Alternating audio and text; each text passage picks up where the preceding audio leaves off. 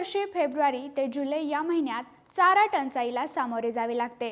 मार्च नंतर चाऱ्याच्या किमती वाढायला लागतात। अशा वेळी चाऱ्याचं योग्य नियोजन केलं तर चाऱ्याची टंचाई कमी करता येईल।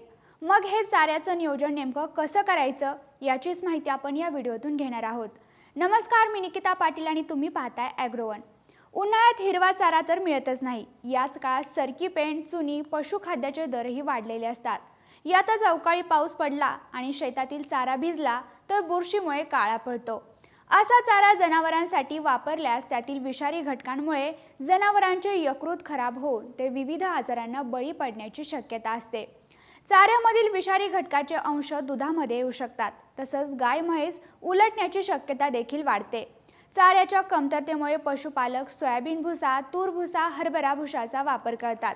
त्यामुळे जनावरांना वर्षभर पुरेल एवढा हिरवा चारा, कोरडा चारा, पशुखाद्याचं योग्य नियोजन करून ठेवावं। लहान पशुपालक एकत्र येऊन चारा खरेदी करू शकतात। त्यासाठी मागील 10 वर्षाच्या खाद्य घटकांचा आणि चाऱ्यांच्या किमतीचा अभ्यास केला तर कुठला कच्चा माल कधी कमी किमतीत मिळेल हे सहज लक्षात येईल। पशुपालकांनी एकत्र येऊन स्वतःची आणि इतरांना लागणारी चारा, इतर गोष्टींची गरज ओळखल्यास या सर्व गोष्टींवरील खर्च कमी करता येऊ शकतो। हिरवा चारा मुरघासाच्या स्वरूपात सुमारे 1 वर्ष साठवता येतो।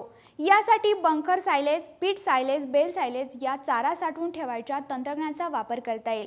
पहिल्यांदा मुरघास कसा तयार करायचा हे समजावून घ्यावे, कारण योग्य पद्धतीने मुरघास बनवला नाही तर त्या मुरघासमध्ये बुरशी होऊन त्याचे वाईट परिणाम जनावरांच्या शरीरावर होऊ शकतात। काही ठिकाणी कोरड्या चाऱ्याला पर्याय म्हणून हाय फायबर पेलेट्स या पशुखाद्याचा वापर केला जातो।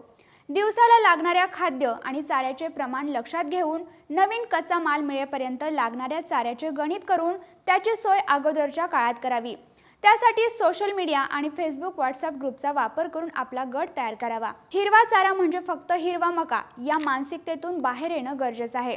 जे शेतकरी वर्षभर हिरव्या चाऱ्याचे उत्पादन घेतात ते जास्त प्रथिनयुक्त चाऱ्याची लागवड वर्षभर करून चांगला व्यवसाय करू शकतात, किंवा चाऱ्याचे मुरघास बनवून पुढील 12 महिन्यांपर्यंत हिरवा चारा संपल्यावर त्याचा वापर करू शकतात।